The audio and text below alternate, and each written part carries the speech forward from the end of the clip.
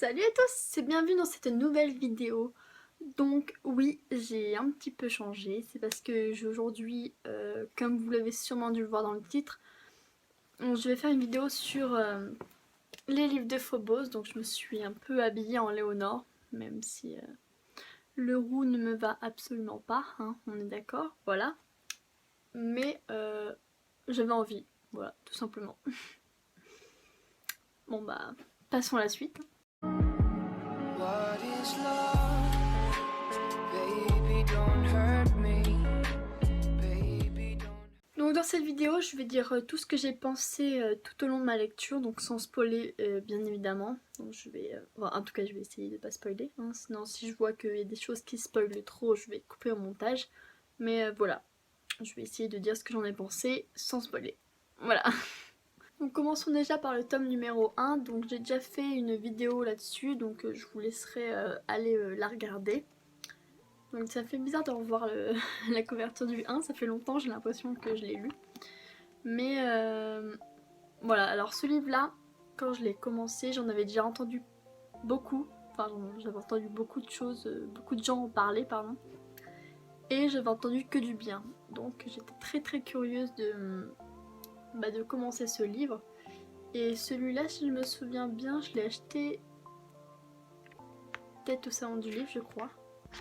Cassé, je crois, hein, je me souviens plus où je l'ai acheté. Mais voilà.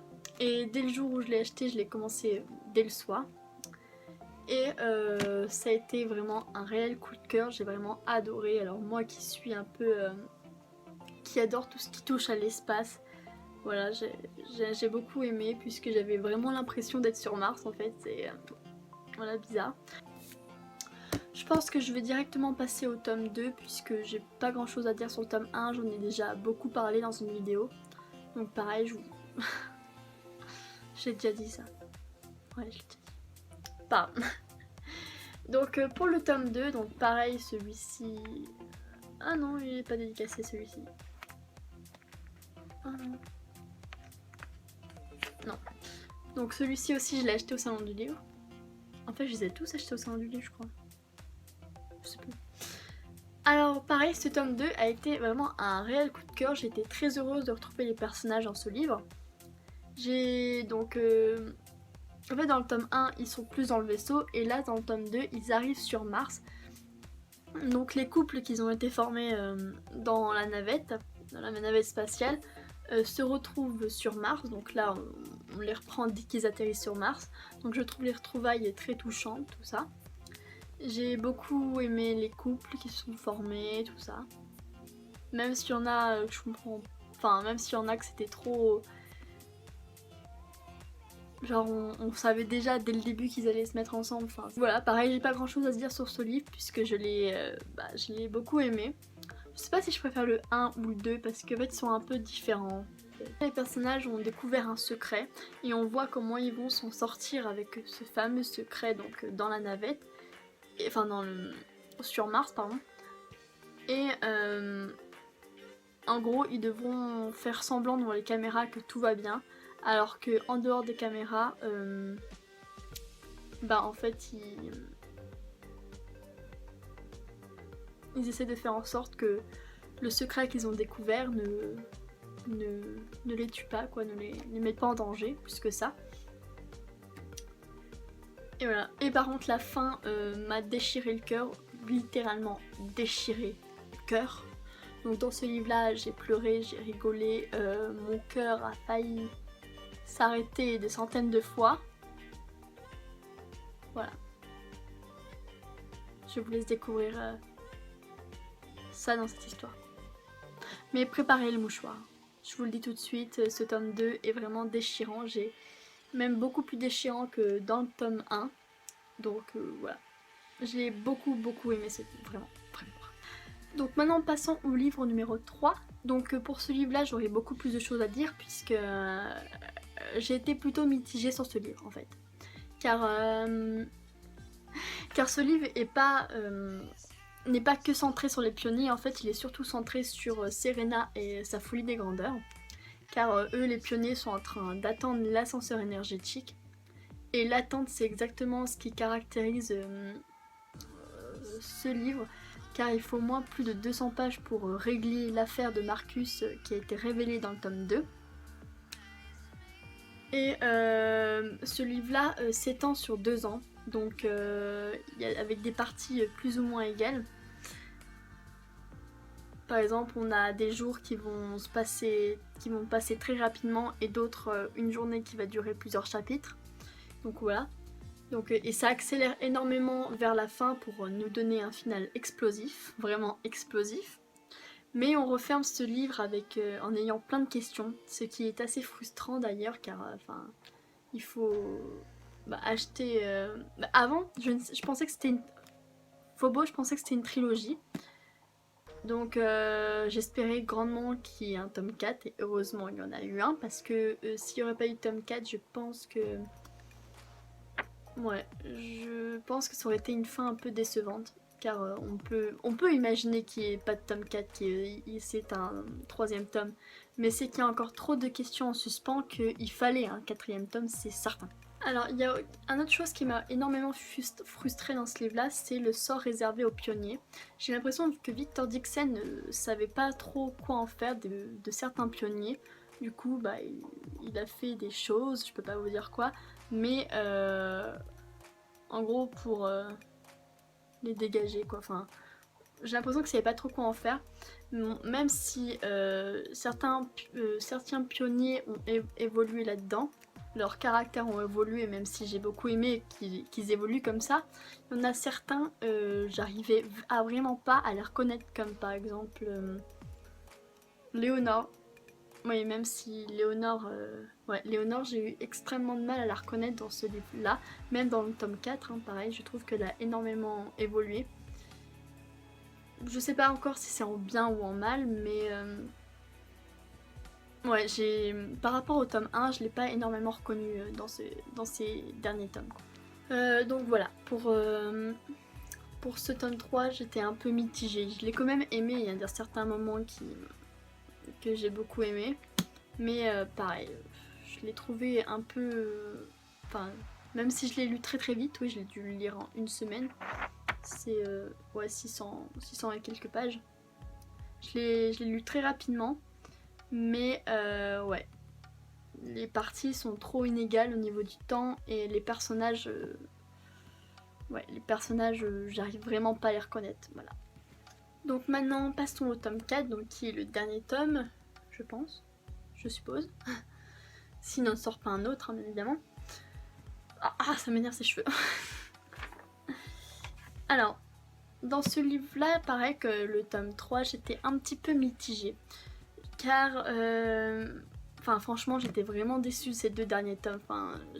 Moi qui avais adoré le premier et le 2e, je m'attendais à, pareil, adorer le 4, le 3 et le 4. Mais, voilà, j'étais un peu déçue quand même. Même si je les ai aimés, celui-là je l'ai lu pareil en 1 semaine. Mais je m'attendais à mieux quand même. Vraiment à une fin beaucoup mieux que ça, quoi. Donc, étant une fervente supportrice de Marcus, j'étais assez chamboulée de Phobos 3 qui avait malmené mon chouchou. Ça, c'est qu'elle de le dire, il l'avait malmené. J'en ai eu le cœur tout retourné, donc je vous laisserai découvrir pourquoi. Mais voilà. Alors, dans ce livre-là, même si on voit son nom apparaître plusieurs fois, j'ai pas l'impression qu'on lui a vraiment rendu honneur, mais plutôt qu'on a essayé de justifier et de justifier ce qu'on lui avait fait subir. Donc voilà. J'ai pas d'autre chose à dire après sur ce livre-là. Même si j'ai encore pas mal de réponses sur ce livre après l'avoir refermé. Enfin, pas mal de questions plutôt sur ce livre après l'avoir refermé. Voilà. Ah oui, et dans ce livre-là aussi, ce que j'ai bien aimé, c'est que Victor Dixon essaye de nous faire passer des messages, par exemple, sur l'écologie, sur l'humanitaire et tout ce qui est les réseaux sociaux. Donc, en gros, ils essayent de nous montrer des choses, de nous faire passer des messages, et ça j'ai beaucoup aimé.